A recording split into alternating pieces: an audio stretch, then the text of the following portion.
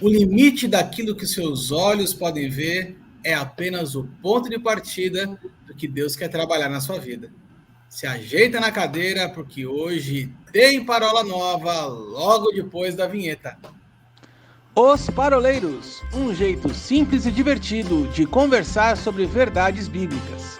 Vambora, que hoje é dia de parola! Olá, pessoal! Muito bem-vindos mais uma vez. Parola Inédita está começando. Parola 159, mais uma dentro do tema Perguntas de Deus. Estamos avançando aqui, então, nos livros proféticos do Antigo Testamento. Semana passada, uma parola sensacional sobre a pergunta que Deus fez para Isaías. Se você não assistiu, eu quero desafiar você a assistir, porque realmente foi top demais, falando sobre propósito. E nessa semana, nós vamos fazer mais uma pergunta, só que dessa vez para outro profeta, o profeta Chorão, o profeta Jeremias. E hoje nós estamos com a nossa escalação para nossa parola com 04, Mente Brilhante e Decano abrilhantando aqui essa parola. Hoje, Mente Brilhante no meio da tela para você, em zoom, no quadro principal. E aí, Mente Brilhante. E aí, 04, bora parolar, meninos? Bora parolar. Bora, vamos nessa. Vambora, porque hoje o nosso oráculo não está presente, então nós temos a liberdade para trabalhar em pelo menos 7 versões diferentes da Bíblia, confrontá-las um a um, desde que usemos os números de Strong, porque afinal de contas a gente aqui não tá para brincadeira. A gente pode usar traduções, pode usar versões, mas aqui o conteúdo bíblico é muito sério. E nós vamos dar o pontapé aqui inicial dessa parola, deixando aqui para você a referência bíblica da pergunta que nós vamos trazer para essa semana, que está lá, então, no livro de Jeremias, capítulo 1, versículo 11, quando Deus vira para Jeremias e fala assim: o que você vê, Jeremias? E aqui a gente tem dos olhos. Podemos considerar que houve uma visão extraordinária aqui de Jeremias? Eu, no meu entender, acho que não. Acho que aqui é uma visão bem comum. A exemplo do que Deus fez lá com Moisés, quando pergunta para Moisés: escuta, o que você tem na mão? Eu tenho aqui no meu coração que Deus olhou, perguntou para Jeremias o que estava em volta dele ali mesmo. Mas vamos falar um pouquinho, então, desse profeta que está entre os maiores profetas, né? Os livros dos grandes profetas do Antigo Testamento. E aí, qual dos dois quer falar um pouquinho sobre o nosso amigo Chorão? Bem. O Xandão, eu acho que você viu que ele fez assim, ó. Ele estava apontando para o nada, né? Eu acho que ele estava apontando para o Paulinho. Aí ele falou assim: para o Paulinho aqui, ó. O Paulinho está aqui entre nós hoje, né? Ele fugiu da raia. Aliás, pegando aqui, né? O que você vê, Jeremias, é uma vara, é o que o Paulinho merece. Um açoite de vara, porque na verdade ele deveria estar aqui. Mas ele deu um pelezinho, né, para dar um rolezinho, mas tá tudo certo. Assim, quando nós estamos lendo, né, o profeta Jeremias, vamos dar um contexto aqui. É importante trazer o entendimento de que o profeta Jeremias ele está no exílio, né? E ele é um profeta completamente contrariado, né? Porque literalmente, Deus fala para ele, vai lá falar. E os outros profetas, tudo mentiroso, falam assim: não, nada a ver, isso aqui vai demorar só uma semana. E aí ele fala: rapaz, não vai ser assim, vai ser 70 anos. Não, nada a ver, você está falando besteira, não é nada disso. E é interessante porque quando Deus o levanta, né, nós já falamos aqui em outras parolas a respeito da diferença entre chamado e separação, né? Então nós vamos ver aqui que Deus ele fala para Jeremias assim: ó, eu te chamei antes mesmo do ventre. Ou seja, eu já tinha uma carga profética no ventre da sua mãe. Mas olha, Jeremias, agora chegou um tempo em que eu estou te separando para um propósito. E nesse propósito que eu estou te chamando, o caldo vai azedar para o teu lado. Lamento te dizer, mas o negócio vai apertar. porque, na verdade, eu estou te levantando, e eu gosto de como Deus fala para ele, porque Deus fala para ele que ele vai ser como um muro de ferro, que ninguém vai conseguir contra ele, né? Que ele vai se levantar e Deus vai ser com ele. E Deus chega a ponto de dizer, olha, você não tem que temer aquilo que você vai falar, porque quando você falar, eu vou te dar o respaldo. Agora, se você ficar com medinho, aí vai ficar feio do teu lado. E aí nós vamos ver o profeta, então, ele está nesse cenário do exílio babilônico. E ele então está se levantando para trazer um nível de entendimento para o povo. A ponto de, mais para frente, ele trazer um texto interessante, que Deus fala para ele assim, olha, Jeremias, você tem que orar pela paz da cidade. Porque você orando pela paz, a palavra paz, em algumas versões, vai dizer prosperidade, né, da cidade. E trabalhe, porque você sendo próspero, a cidade sendo próspera, tudo vai convergir para o bem, né? E até, fazendo já um parênteses, antecipando o segundo bloco, foi algo que Deus falou para mim em relação a algumas preocupações que eu estava tendo com o cenário político que nós estamos vivendo. E Deus trouxe essa palavra para mim.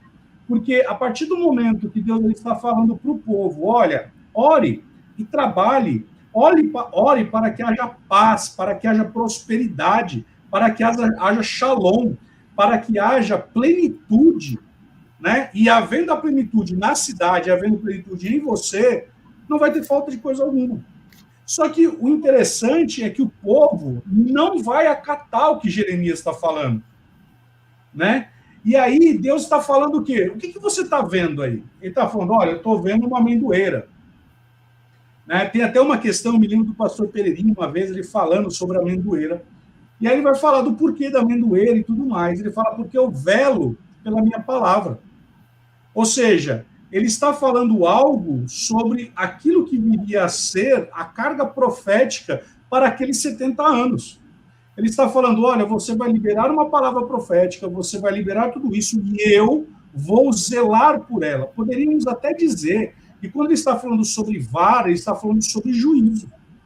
Porque quando lá em Provérbios vai falar, ensina a criança no caminho que deve andar, a gente já sabe esse texto, e ele fala, não retire a vara da criança. A vara está trazendo disciplina. Então Deus está falando o quê para o profeta? Olha, você está vendo isso, eu vou zelar pela minha palavra. Eu vou zelar pela disciplina que eu vou implementar sobre o povo. Porque na lei do leviterato, isso é importante a gente dizer, por que é 70 anos, não é 72? Por que não é 40, não é 69? Porque existia, na lei do leviterato, que a cada 6 anos a terra seria trabalhada, no 7º haveria descanso. E a ganância do povo foi tão grande que por 10 gerações ou 10 ciclos de 7 anos não se descansou a terra. Então agora é como que Deus estivesse falando assim, como vocês não deixaram a terra descansar, agora ela será descansada, nesse período vocês vão para o exílio. Né? E aí Deus está trazendo um juízo sobre o povo. E a gente, muitas vezes, a gente olha e fala, mas como assim Deus está trazendo um juízo sobre o povo? O apóstolo Paulo, ele fala assim, que nós não devemos desprezar nem a bondade, nem a severidade de Deus. Há um equilíbrio. E o povo agora tinha escapado à marcha. E agora o povo está prestes a experimentar, só que Deus aí está dando morte. E olha que tremendo. 2 Crônicas 20:20. Confie no Senhor, seu Deus, estareis seguro. Confie nos seus profetas e prosperareis. Deus levanta no meio do exílio um profeta para que dissesse uma palavra dizendo, olha, traga conselho, traga o ajuste necessário. O povo se submeter e o povo viver uma vida de prosperidade, mesmo estando no exílio. Aconteceu isso com José. José estava no Egito, onde, em teoria, era tudo para dar errado, e ele foi o homem mais próspero no Egito. Então, o que você está vendo, Jeremias? É uma frase, uma pergunta, ela não é retórica. Deus está falando para ele algo, dizendo, olha, aponta para aquilo que, de fato, vai acontecer, e eu vou zelar por aquilo, porque a palavra vai dizer lá em Provérbios que Deus, ele se enreda na sua palavra, ou seja, ele se enredou naquilo que ele falou.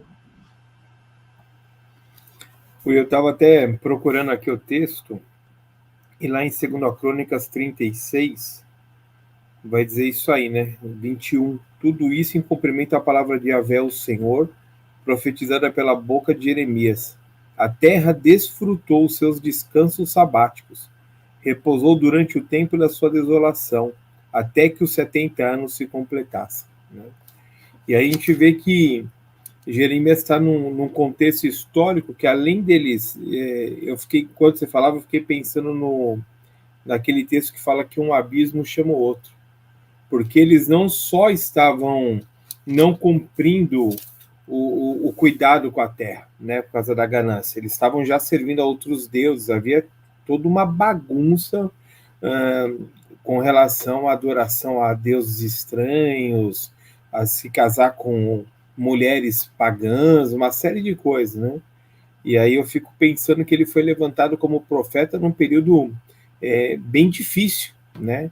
Mas ele vai lá e se dispõe, no primeiro momento ele lembra Moisés, a gente fez a parábola de Moisés, quando Moisés começa a dar as desculpas, né? E aí eu fiquei, né, separando por partes aqui. Primeiro Deus o chama, diz que conhece ele, assim como o próprio salmista, né, acho que é Davi que fala no 139, que Deus o conhecia antes que ele fosse formado. Paulo vai falar isso em Gálatas também, que Deus o chamou desde o ventre, né? Então, da mesma maneira com que Deus chamou esses homens, chamou Jeremias. E aí a gente vê ele dando uma desculpa, né? Sou jovem, não sei falar, né? E aí Deus fala para ele, não, eu sou contigo, onde você for, bem isso que você estava falando. E o que me chama a atenção é que essa palavra que Deus fala assim, eu velo pela minha palavra, serve para ele também, né? Porque a palavra de Deus assim, eu vou estar com você. Então aí dá uma segurança para você poder ir e falar em nome do Senhor. Agora, o interessante é que ele não foi lá para falar, a gente vai ficar aqui 7 anos, tranquilo. É 70, né? É quase que uma geração, é muito tempo sob o domínio. E aí, eu estava aqui procurando que Deus colocou ele não só sobre Israel, sobre Judá, Deus colocou ele sobre nações, tanto que tem um episódio que ele avisa os reis das terras próximas a Israel, fala, vai todo mundo ficar debaixo do jugo de Nabucodonosor. Então ele não foi um profeta só para Israel, ele foi um profeta para quem estava em volta. Ele falou, ninguém vai escapar. É melhor se submeter e ninguém morrer do que querer levantar-se contra Nabucodonosor, e aí sim vai ter derramamento de sangue e tal. E você vê como é árduo, né? Porque uma coisa é você ministrar para a igreja, a outra coisa é você ministrar para o ímpio. Né? É muito mais fácil, de repente, falar com o cristão do que você trazer uma profecia para o ímpio que muitas vezes não acredita em nada daquilo que a gente crê, né? E ele foi, então, assim, a missão dele, para mim, era duplamente mais difícil, porque ele estava falando para todo mundo, talvez como Noé, olha, vai azedar o caldo aqui, gente, né? Mas é melhor obedecer do que sacrificar. E eu gosto muito de uma passagem, eu sei que culmina na morte de um homem, do profeta Ananias, que se opõe a Jeremias. Porque Deus falou, olha, vai ser 70 anos. Aí se levanta um profeta e fala, não, são só 2 anos. E aí eles têm um embate, Ananias consegue, de alguma forma, influenciar as pessoas que estão ao redor, e aí Jeremias profeticamente fala, olha, esse ano você vai morrer. E naquele ano, Ananias morre, né? Então a gente vê como é que é sério o cenário que ele está inserido. Não era algo fácil, que ele poderia profetizar de longe, tanto que ele é um dos que mais sofre, né? Ele apanha, é preso, quer dizer, é um dos profetas que a gente vê que dizem que a morte dele foi por apedrejamento, quer dizer, ele foi um profeta que ele sofreu na mão do próprio povo e não tinha jeito, né? Por falar a verdade. E para o segundo bloco a gente pode depois puxar algo assim, né? Mas a gente acaba sofrendo porque a gente está inserido em lugares a gente sabe que não vai dar certo, né, por experiência ou por direção divina, né, e as pessoas querem ter, talvez, uma boa atitude ou por fazer uma média com quem está em volta, acaba contrariando aquilo que o próprio Deus disse que vai acontecer. Né? Isso que você falou aí, Xan, no verso 10 do capítulo 1, ele fala, né? Olha que hoje te constituo sobre as nações e sobre os reinos, para arrancares, derribares, destruir, arruinar e também para edificar e plantar. Olha a carga que tinha a palavra profética que ia sair da boca desse homem. E mais para frente, no mesmo capítulo 1, ele diz assim: eis que hoje te põe por cidade fortificada, por coluna de ferro e por muros de bronze, contra todo o país, contra os reis de Judá, contra os príncipes, ou seja, ninguém poderia ir contra ele, ninguém poderia resisti-lo. E você falou a respeito da morte dele, né? Aí ele falou assim, né? Pelejarão contra ti, mas não prevalecerão, porque eu, Senhor, sou contigo para te livrar. Olha que interessante. Ele carregava uma carga profética dele tão grande que a palavra que saísse da boca dele, ela era para a vida ou para a morte. Mas Deus deu uma carga tão grande que ele falou, olha, daquilo que você falar vai ser para todas as nações. Você vai arrancar, ou seja, Ananias, você está se levantando, você não está entendendo, você vai ser arrancado. E muitas vezes nós estamos brincando com aquilo que Deus está falando para nós. Você sabe disso porque você já teve alguns sonhos comigo a respeito dessa parte do profético. Você já me liberou, o próprio apóstolo Jackson, uma vez falando para mim até quando que eu ia ficar com a boca fechada. E questão de umas 2 semanas atrás, olha como isso é sério, gente. Eu falei para uma moça na igreja, olha, não é para você sair daqui, não é para você seguir esse caminho que você está seguindo. Porque na hora que você pisar no avião, na hora que você pisar no ônibus, você vai ver que você está tomando uma decisão errada. Aí uma outra, eu acabei de falar isso, não, uma outra irmã virou e falou assim, irmã, não faça isso. Não, mas é um tempo de Deus. Eu falei, você não está sendo guiada pelo Espírito. O nosso pastor foi falar com ela, falou, irmã, não é para você ir. Olha como isso é sério, né? Você acha que Deus ele vai levantar um homem, uma mulher cheia do Espírito, da palavra, para te levar para o engano? E sabe qual foi a decisão dela, Xandão? Ela foi. Ela foi. Então veja que talvez existam pessoas acreditando nos 7 anos, nos 2 anos, mas Deus está falando 70 anos. E ao invés de estar, ok, Deus, eu entendi. Então agora me faça prosperar na terra desse exílio e faça com que eu também seja um caminho de bênção, para que outras pessoas prosperem também, né? Enquanto vocês estavam falando aí, eu estava aqui olhando algumas coisas a respeito do próprio Jeremias e do contexto. Algumas coisas são bem interessantes para a gente pontuar aqui, porque nesse bloco, como a gente faz um histórico, né, e bíblico dessa passagem, é importante a gente entender em que momento Jeremias foi chamado e o porquê de algumas respostas dele. Olha só, o Wilson falou a respeito do momento de Jeremias ser exílico. Na verdade, o chamado dele é pré-exílico, tá? Ele foi chamado na época do rei Josias. Então, olha que coisa louca, gente. Jeremias foi o último profeta a se levantar antes do exílio. Ele foi a última voz que se levantou para alertar o povo sobre o pecado e o tempo de exílio que viria. Mas uma coisa me chama a atenção, além de ser a última voz, é que é a seguinte coisa. O texto vai dizer a seguinte coisa para a gente aqui. E me veio a palavra do Senhor dizendo, eis que constituí. Peraí. Naquela época do Antigo Testamento, o Espírito Santo não habitava nas pessoas. A única pessoa que ouvia a voz de Deus era o sumo sacerdote. E Jeremias não era sumo sacerdote. Qual era a única passagem que a gente conhece em que uma criança ou um jovem ouviu a voz de Deus que não tenha sido sumo sacerdote? Samuel.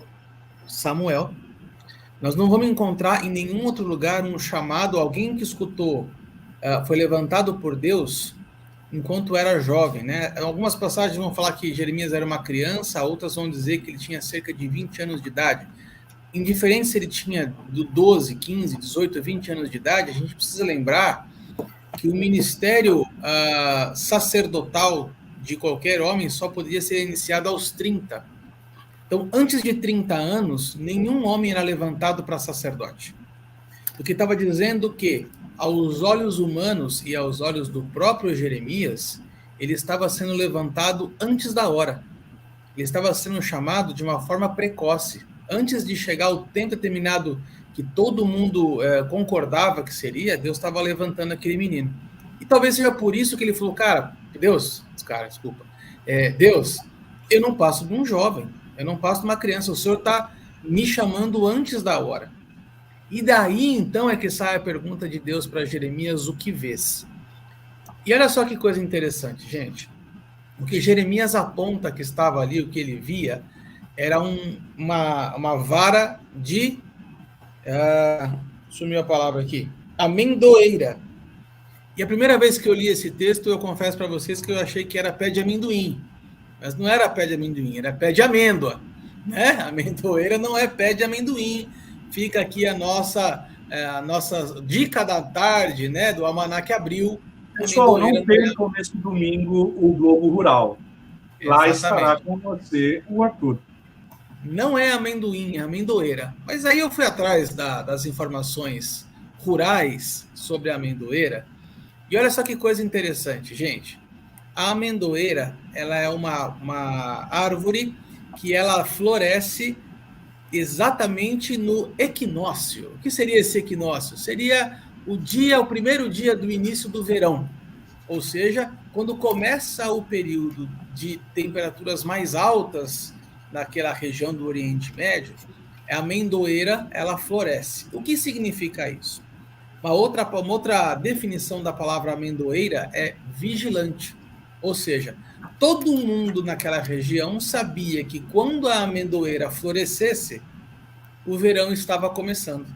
A amendoeira era um sinal visível de uma mudança de estação, onde se encerrava um ciclo e começava-se outro ciclo. Então, quando Deus vira para Jeremias e fala assim, Jeremias, o que você vê? E Jeremias fala, uma vara de amendoeira, no meu tempo, a vara de amendoeira florescerá. Ou seja, ainda que eu chame você antes do tempo de todo mundo, sou eu que estou te levantando. Eu sei o tempo das coisas. Eu sei o tempo da mudança das estações. O que eu preciso é que você fique vigilante. O que eu preciso é que você perceba o que está acontecendo à sua volta e aquilo que eu, o Senhor, estou fazendo. Então, é uma forma de chamar a atenção do profeta para algo que é visível. E aí eu quero trazer para nós aqui, para a gente encerrar esse primeiro bloco, quantas vezes Deus já não ministrou ao nosso coração com coisas que estavam à nossa volta? Com árvores, com sombra, com cachoeira, ou com qualquer outra coisa que estivesse acontecendo em volta assim, da gente, que aquilo fosse um sinal visível da ação de Deus. Eu não sei vocês, mas eu tenho algumas experiências a respeito desse tipo de ação de Deus. Como é importante a gente perceber o que está acontecendo à nossa volta. Então eu vou compartilhar uma experiência com vocês. Certa feita, um parente estava andando pela Engenheiro Caetano Álvares, aí em São Paulo, e naquele canteiro central, né? Aliás, se é canteiro não pode ser central, né? Naquele corredor central, quando tinha as árvores, tinha um arbusto pequeno e uma outra árvore maior, mais frondosa, que ela simplesmente cobria todo o sol da árvore pequena. E então, enquanto ele passava, ele estava orando a respeito do casamento dele, do relacionamento dele, Deus falou para ele a seguinte coisa: assim como essa árvore maior sufoca a menor, você precisa tomar cuidado para não sufocar o seu cônjuge, para você não sufocar a sua esposa. Então eu vejo que muitas vezes Deus coloca alguns sinais à nossa volta, exatamente para chamar a nossa atenção, e Ele fala conosco mesmo com coisas simples. Né? Existe um salmo lá que diz que os céus proclamam a glória de Deus, né? Toda a criação ela exalta o Senhor. Então fica esse caminho de entendimento que muitas vezes o que Deus pede para a gente ver é algo sobrenatural, é algo que está além daquilo que os nossos olhos podem ver, para nós ativarmos os nossos olhos da fé, né? Como diz o apóstolo Paulo aos Coríntios, né? A gente não vive por aquilo que a gente vê, mas a gente vive por aquilo que a gente crê.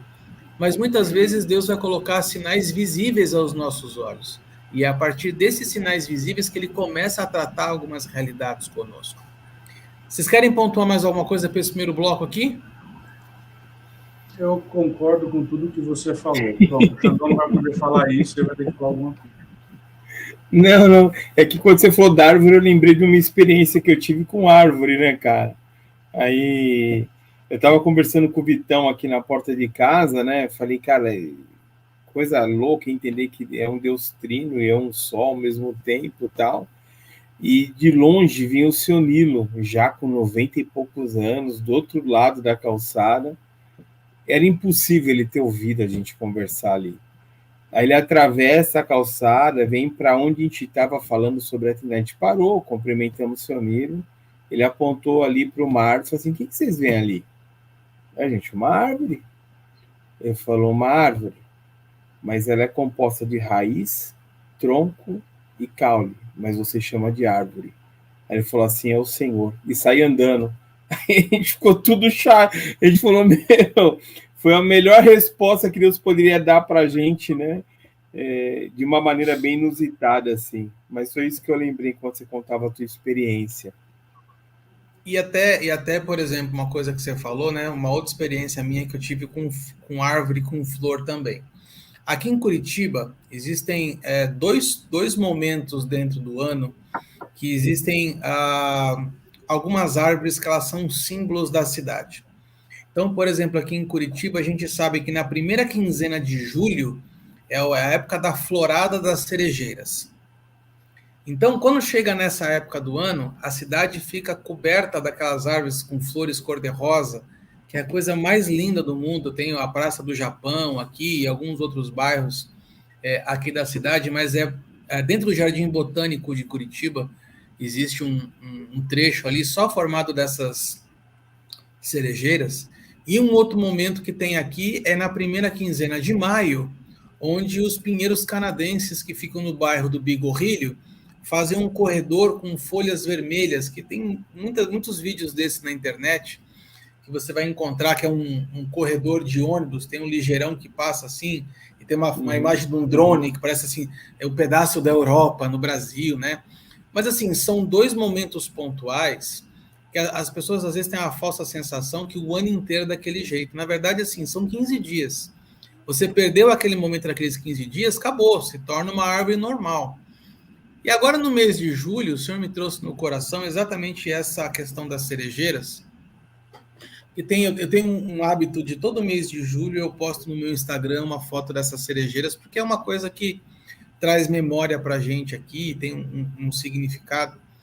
Mas eu sempre, quando passo em frente a essas cerejeiras no resto do ano, eu olho e falo assim, cara, isso aqui é uma árvore normal, de galho seco, folha verde, às vezes não tem nem folha, mas isso não me desanima e isso não desvaloriza aquela árvore, muito pelo contrário.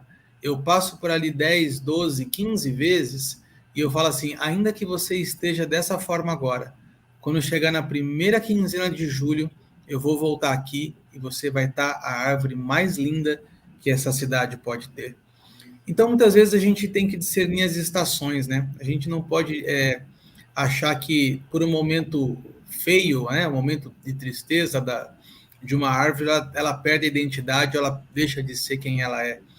Mas são algumas ministrações que Deus tem falado no meu coração aqui, usando esses elementos da natureza e com a vara não é, mãe, ia falar amoreira, tá vendo? Já não é a amendoeira. Deus falou com Jeremias. Então, com essa linda ilustração cor-de-rosa, a gente encerra o primeiro bloco da Parola 59, mais uma dentro do tema Perguntas para Deus, Perguntas de Deus, e a gente volta no segundo bloco trazendo essa questão para os dias de hoje. Tenham uma semana florida. Em nome de Jesus, fiquem bem. Até a próxima. Tchau, tchau.